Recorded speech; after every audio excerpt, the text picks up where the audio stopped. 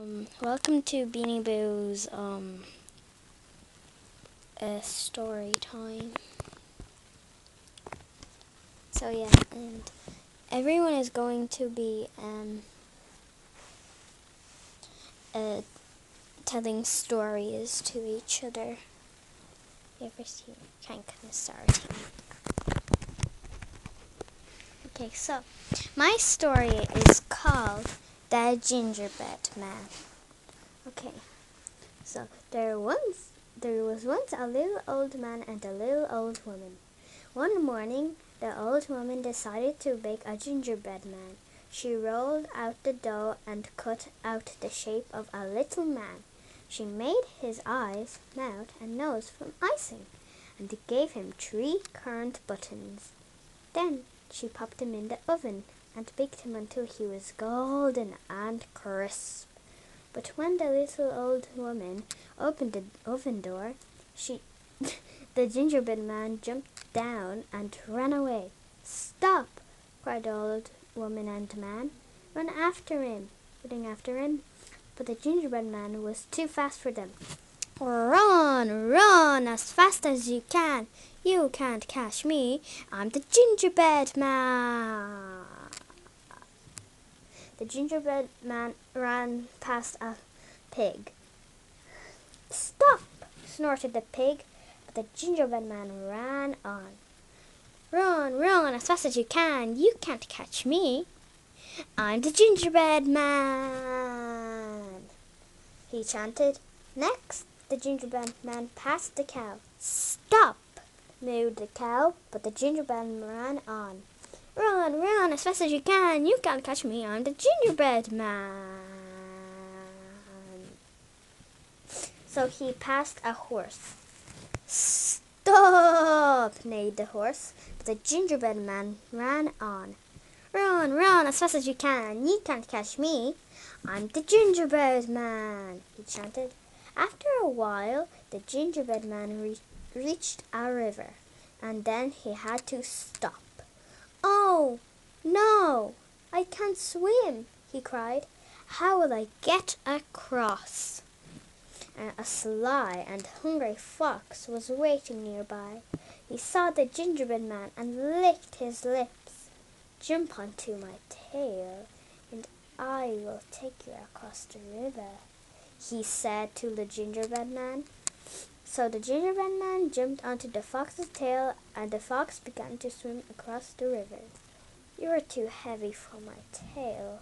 Jump onto my back," he said. So the gingerbread man jumped onto his back. After a while, the fox cried, "You're too heavy for my back. Jump onto my nose." So the gingerbread man jumped on. But as soon as they reached the river bank, the fox flipped the gingerbread man high up into the air, snapped his mouth shut, and gobbled him up. And that was the end of the gingerbread man. Woo! We really loved it. Yeah, we actually did. Thank you. So now, Speckles, your turn. Okay, so my story is called The Frog Prince. Okay. So, once upon a time, there lived a princess who shone with such beauty that even the sun looked dim next to her. When the weather was hot, the princess would walk through the forest and sit in the shade by a stream. She took a golden ball to play with and sat by the water, throwing it into the air and catching it. But one day, her hand slipped and the golden ball fell into the water with a splash. The princess sat there and cried louder until it sounded as if her heart would break. After a while, a warty frog popped his head above the water. "Why are you crying so?" he asked. "Because I dropped my golden ball into the stream and I can't get it back," sobbed the princess. "What will you give me if I fetch your ball?" croaked the frog. I will give you jewels, gold, and pearls if you bring back my golden ball. I will give you anything you want, sniffed the princess through her tears. But the frog explained that he wasn't interested in the treasures. Instead, he wanted the princess's love. So, if you will love me and care for me, be my friend and play with me, let me eat from your plate and sleep on your pillow, then I will fetch your ball, said the frog. Yes, I promise that I will do all of those things, said the princess. But really, she didn't mean what she said. He is just a revolting frog, she thought. He will give back my ball, and then I won't do any of those things. The frog brought back the princess's ball. She took it from him and then ran back to the palace. That evening, as the royal family sat down to eat, there was a knock on the door. The princess went to see who was there and was horrified to find the frog who spoke these words. Let me in, O princess sweet. Don't forget your vow. Let me be your only love. To your heart I bow. But the princess slammed the door in the frog's face and hurried back to the table. Who was that? Asked her father. Oh, just a slimy frog, replied the princess. He would only fetch my ball back for me if I promised to love him. How ridiculous to think that I should love a warty old frog. A promise is a promise, said the king, who was a fair man. You must let him in and keep your promise. And so, much to see the princess's dismay, the frog was invited in. The king commanded his daughter to keep her promise, and although she found the frog quite disgusting, she had no choice but to obey her father. The princess allowed the frog to eat from her plate and sleep on her pillow, and she even played some games with him. But she could not bring herself to care for him or love him. The frog reminded her promise she had made for him, saying these words, Love me true, O princess sweet. Don't forget your vow. Let me be your only love. You must kiss me now. But still the princess refused to kiss him. The frog followed the princess everywhere she went until she became quite angry with him. Go away, you horrible beast, she cried, but the frog stayed by her side in night and day. One day, when the princess was in a particular bad mood, she picked up the frog and hurled him across the room. He hit the wall and landed on the floor with a bump. He lay there, dazed, and had such a sad expression on his face. That the princess felt sorry for what she had done. She rushed over to where she lay, picked him up, and kissed him with true compassion. Suddenly, there was a flash of light, and the astonished princess watched on as the frog was transformed into a handsome prince. My dear princess, said the prince, falling to his knees, please be my wife. The princess knew for sure that she loved the prince, and that finally her promise was fulfilled. The prince and princess were married in a spectacular ceremony, and the bride shone more brightly than the sun. They lived happily ever after. Woo! We all love that too very much. All of us. And now, Zigzag, it's your turn. Okay. So my story is called The 7 Ravens. Once there lived a man and a woman who had 7 sons, but longed for a daughter. When their 8th child was a girl, they were very happy. At last their wish had come true. The beautiful baby girl was a thirsty little thing. So the 7 sons were sent out to the well to fetch water. Take this silver cup and fill it for the baby, said their mother. But the silver cup fell into the well with a splash. The boys were too frightened to go home. When they didn't return, their father cursed them. "May these lazy good-for-nothing boys become ravens!" He shouted.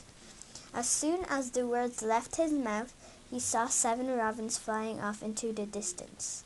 Although he regretted his words, it was too late to undo his curse.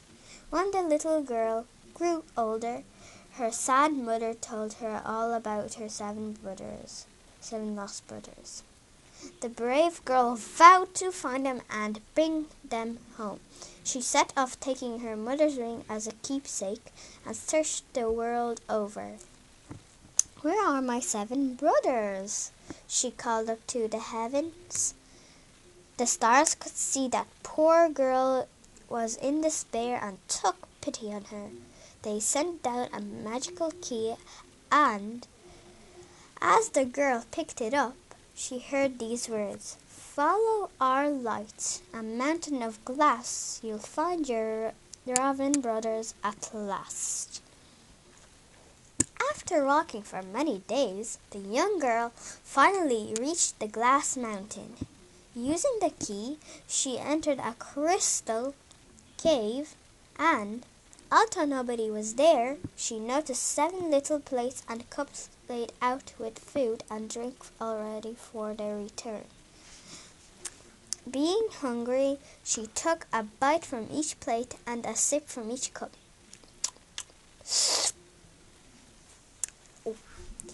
Her ring fell into the last cup, but before she could pick it up again, she heard the swoosh of wings. She hid behind the door and watched 7 ravens swoop down. Each raven noticed that some of their food and drink was missing. Then the last raven found the ring in his cup and recognized it as his mother's. "If only our little sister had come to find us," he exclaimed, "for then we would return home with her." On hearing this, their brave little sister jumped out from behind the door. As soon as they saw her, the ravens returned back into their human form. They returned home to a huge celebration and lived happily ever after. Woo! We love that too. Okay, Daisy, it's your turn now. So my one is called The Little Mermaid. Deep beneath the ocean, in a magical watery world, there lived a little mermaid. Although she was very happy under the sea, the little mermaid loved to explore and often swam to the surface, even though her father had told her not to. One stormy day, the little mermaid swam up to watch the waves splashing against the rocks. She loved the thundery grey clouds and the fresh drops of rainwater that fell upon her face. As she watched from behind a rock, she noticed the ship that was struggling to stay afloat in the stormy waters. Whoosh! Whoosh! A huge wave hit the ship and sent it crashing against the rocks. The little mermaid watched helplessly as the fine vessel began to sink. As the passengers and crew scrambled into the lifeboats, the little mermaid noticed one very handsome man who was unconscious in the water, although it was forbidden to be seen by humans. She swam over to him and took him safely to the shore. As the little mermaid waited for the young man to recover, she sang him a beautiful melody. Before long he began to wake up, and as soon as their eyes met, they fell in love. When the mermaid heard the sound of human voices approaching, she hid behind a rock and watched as some men rushed over to the young man. "Your Majesty, thank goodness you're safe," they said. And it was then that the little mermaid realized that the handsome young prince was a prince. Sorry, I kind of got tangled. Okay. Safely back under the sea, the little mermaid could not stop thinking about the prince, and she knew just how to find a way of seeing him again. In the murky depths, amongst the darkest caves, where lived a sea witch. The little mermaid knew in her heart that the sea witch was evil, but she wanted to see her prince again so badly that she paid her a visit. Poor little heartbroken mermaid, the witch cackled. I will give you human legs so that you can see the precious prince. But in return, I will take your lovely voice. Ha, ha, ha. The little mermaid accepted. She would have given anything to be with her true love. Surely he would recognize her, even if she was unable to tell him who she was.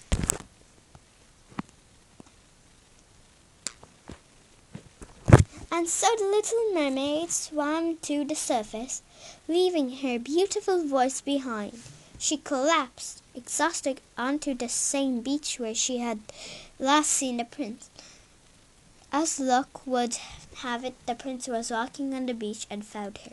But also, he thought she looked familiar. The prince did not recognize her as the mysterious girl who had saved his life. Who are you? He asked her, but the little mermaid had no words to tell him. The prince took pity on the strange girl and thought perhaps she might be a survivor from a shipwreck. Although she could not speak, he found her to be wonderful. A wonderful companion, and grew fonder of her each day. The little mermaid was happy to be with her prince, and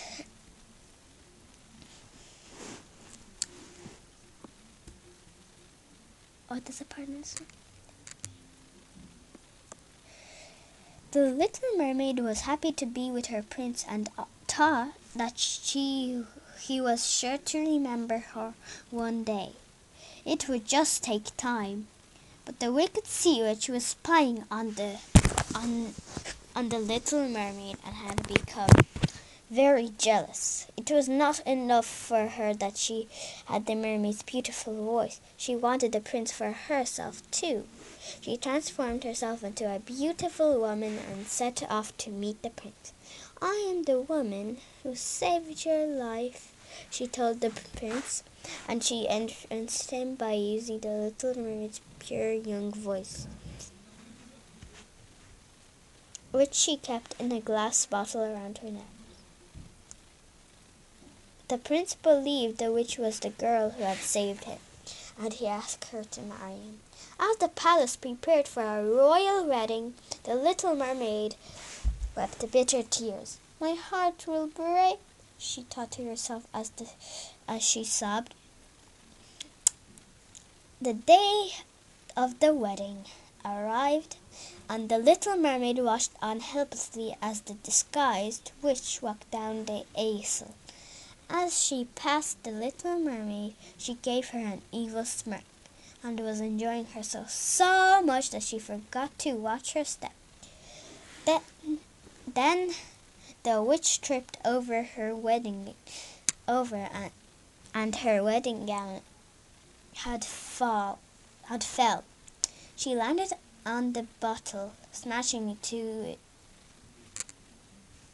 This is weird. I always keep on forgetting parts of the story.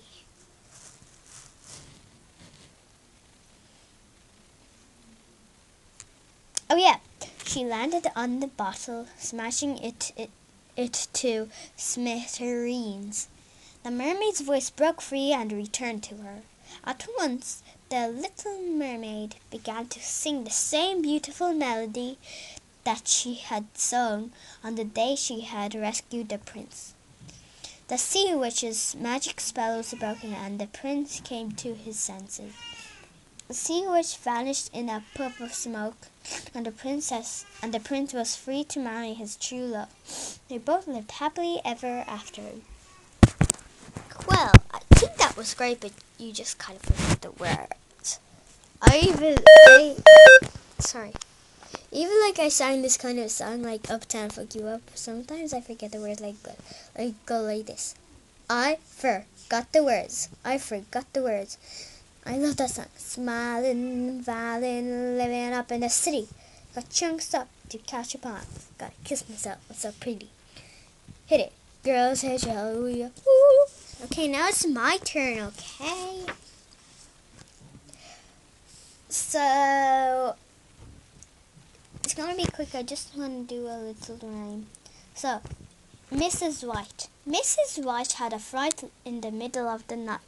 She saw a ghost eating toast halfway up a lamppost. Okay, that was quick.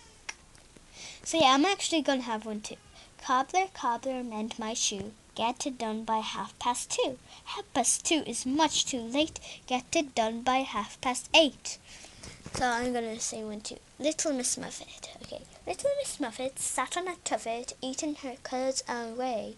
Along came a spider who sat down beside her and frightened Miss Muffet away. I'm gonna say one too that's called Seesaw Margarita. Seesaw Margarita, Johnny shall have a new master. He shall have but a penny a day because he can't work for any faster. I'm gonna say one. The Grand Old Duke of New York. Hey, my name is Duke. Well, you're not Duke. The Grand Old Duke of York. He had 10,000 men. He marched them up to the top of the hill, and he marched them down again. When they were up, they were up, and when they were down, they were down. And when they were only halfway up, they were neither up nor down. Okay, so I'm the last one. And I'm going to say a long story too.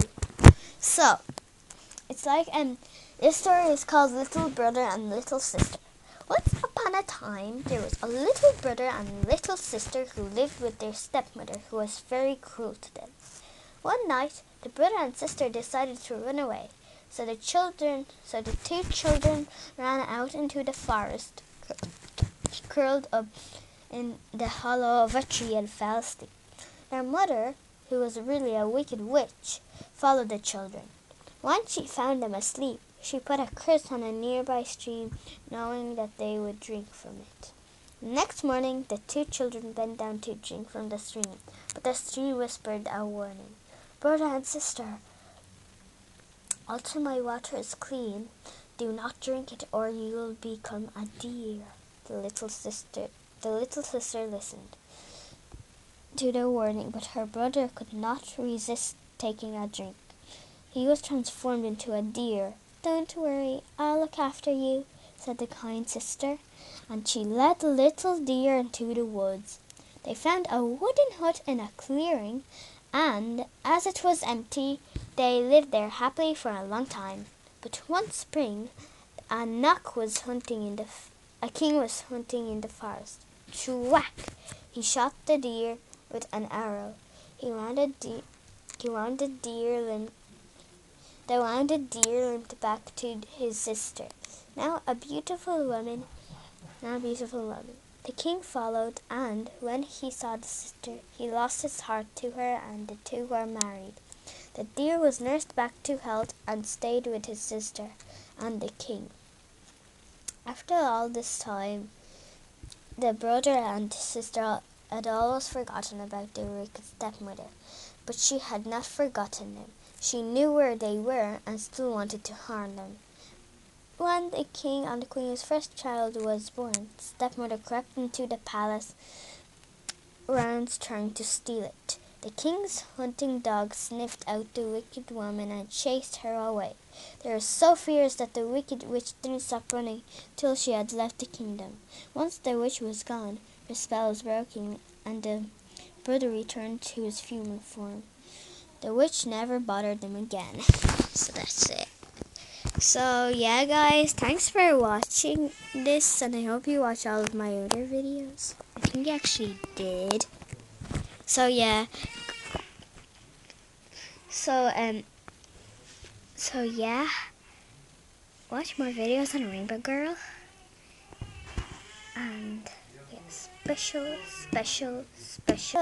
two special visitors. Very, very, very super special. So, both of them is Tiger Paw and Husky Paw. Yeah. So, Tiger Paw, I'm going to put you on my next shout out. On our third shout out. Well, I'm not really sure when I'm going to do it. But I'm definitely going to do that. So, you don't need to be sad. I'm definitely going to do that. And Husky Paw, I watched your videos and they're amazing. And I also watched your Tiger Claws and Tiger Paws videos. And to both of you have the most amazing videos I ever saw. So yeah, both of you are the best. I love your videos and I love yous. I love yous, love you. Love yous, okay? So yeah. So, be sure to subscribe. Yeah, and if you're the first person to watch this video, subscribe. And goodbye.